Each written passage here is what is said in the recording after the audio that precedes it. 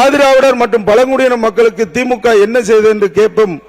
மிகவும் நல்ல கேள்விதான். அதற்கான பதில் ஒரே வரியில் சொல்லக்கூடியது அல்ல. கல்வியை வழங்கினோம், விடுதிகளை கட்டினோம், உதவித்தொகைகளை விரிவுபடுத்தினோம், பெண்களுக்கு இலவச கல்வி வழங்கினோம், தொழில் தொடங்க பொருளாதார உதவி வழங்கினோம், நில உரிமையை உருவாக்கினோம், சமத்துவபுரங்களை உருவாக்கினோம், அருந்திய மக்களுக்கு 3% உள்ஒதுக்கீடு வழங்கினோம், அண்ணல் அம்பேத்கர் பெயரில் சட்ட பல்கலைக்கழகத்தை உருவாக்கினோம், மனித மாண்பை காக்கும் நடவடிக்கை மேற்கொண்டோம், தூய்மை பணியாளருக்கு நலவாரியம், நரிக்குருவர் சமுதாயத்துக்கு நலவாரியம், குதிரை வண்ணா சமுதாயத்துக்கு வாரியம் அமைத்ததும் இந்த திராவிட முன்னேற்ற கழக ஆட்சி. இவையெல்லாம் வெறும் தேர்தல் வாக்குறுதிகள் அல்ல, பல தலைமுறைகளை ஒடுக்கப்பட்ட மக்களின் வாழ்க்கையில் மாற்றத்தை ஏற்படுத்திய கொள்கைகள்.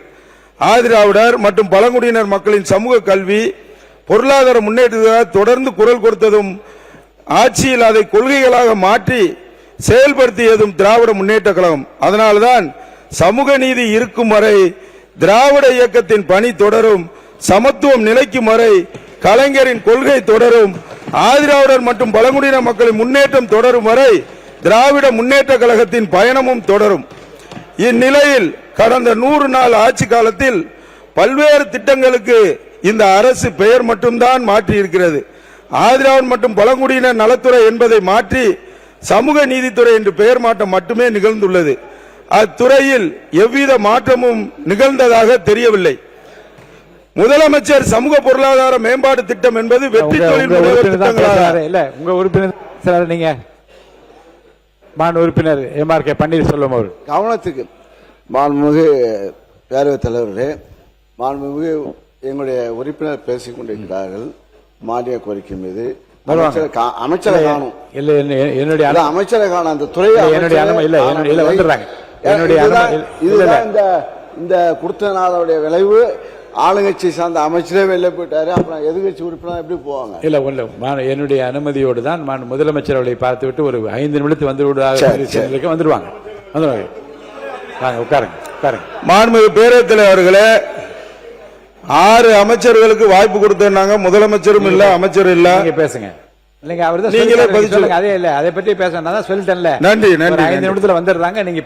முதலமைச்சரின் சமூக பொருளாதார மேம்பாடு திட்டம் என்பது வெற்றி தொழில் முனைவோர் திட்டமாக மாறி உள்ளது. நன்னில திட்டம் இப்போது மண்ணின் மகள் திட்டமாக மாற்றப்பட்டுள்ளது. தொல்கொடி திட்டம் ஆணோர் மேம்பாடு திட்டமாக பெயர் மாற்றம் பெற்றுள்ளது. ஆக்கப்பூர்வமான செயல்கள் எதுவும் இதுவரை துவங்கப்படவில்லை.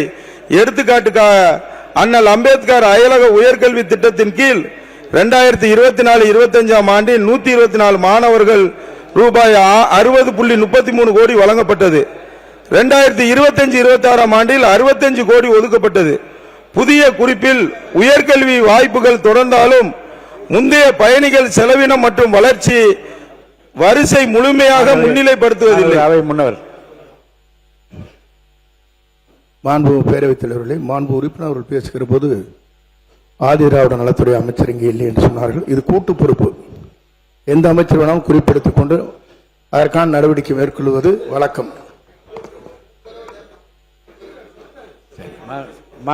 தொடர்ந்து நீங்க பேசலாம். மேலும் அண்ணல் அம்பேத்கர் அயலக உயர்கல்வி திட்டத்தில் விண்ணப்பித்த சுமார் 316 நபர்களுக்கு விசா புறக்கணிப்பு செய்யப்பட்டுள்ளதாக செய்திகள் வருகின்றது.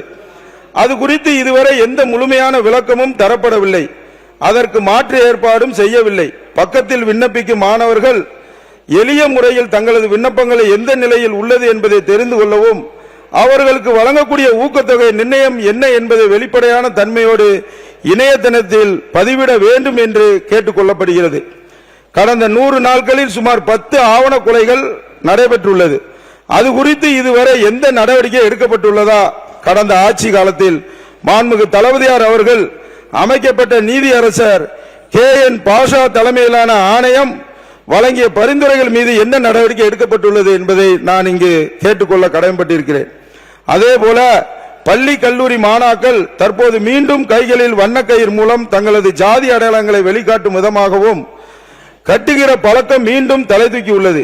இதனை உடனடியாக அனைத்து கல்வி நிலையங்களில் தீவிர கண்காணிக்க அரசு ஆணை பிறப்பிக்க வேண்டும். வன்கொடுமை தடுக்கவும் சமூக நல்லிணக்கத்தை வளர்க்கவும் தொடங்கப்பட்ட சமூக நீதி மற்றும் மனித உரிமைகள் பிரிவு கீழ் 13 அடிஷனல் கமிஷனர் மற்றும் DSPகள் பணியிடங்கள் காலியாக உள்ளன. அதிலும் முக்கியமாக திருநெல்வேலி, தேனி, மதுரை போன்ற மாவட்டங்களில் பணியிடங்கள் நிரப்பப்படாமல் உள்ளன. இந்த சென்சிட்டிவான இந்த பகுதியில் ஏன் அறிவிக்காமல் இருக்கு என்பதை தாங்கள் வாயிலாக கேட்க கடமைப்பட்டிருக்கிறேன். மற்றும் பிற்படுத்தப்பட்ட இஸ்லாமிய பிள்ளைகளின் கல்வி கனவுகளை நினைவாக 3.5% இடஒதுக்கீடு தந்தவர் முத்தமிழங்க டாக்டர் கலைஞர் அவர்கள். நேற்று நடைபெற்ற மிலாடி நபி திருநாளிற்கு அரசு விடுமுறை தந்தவர் முத்தமிழங்க டாக்டர் கலைஞர் அவர்கள். அதன் பின் வந்த ஆட்சியாளர்கள் அதை ரத்து செய்து விட்டனர். மீண்டும் கலகாட்சி அமைந்தவுடன் அதை 4வது மிலாடி நபி தினத்தை அரசு விடுமுறை அறிவித்ததும் முத்தமிழங்க டாக்டர் கலைஞர் அவர்கள். CAA, NRC போன்ற குடியுரிமை திருத்த சட்டங்கள் வந்தபோது இந்திய ஒன்றியத்தில் முதல் எதிர்ப்பினை பதிவு செய்த முதலமைச்சர் முன்னாள் முதலமைச்சர் தளபதி ஸ்டாலின் அவர்கள்.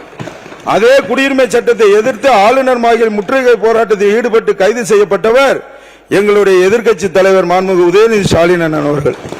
வாழையடி வாழையாக சிறுபான்மை மக்களின் நலனிலும் அவர்களுடைய பாதுகாப்பிலும் உரிமைகளிலும் உடன்பிறப்பாய் உடன் நிற்பது திராவிட முன்னேற்ற கழகம் மட்டும்தான்.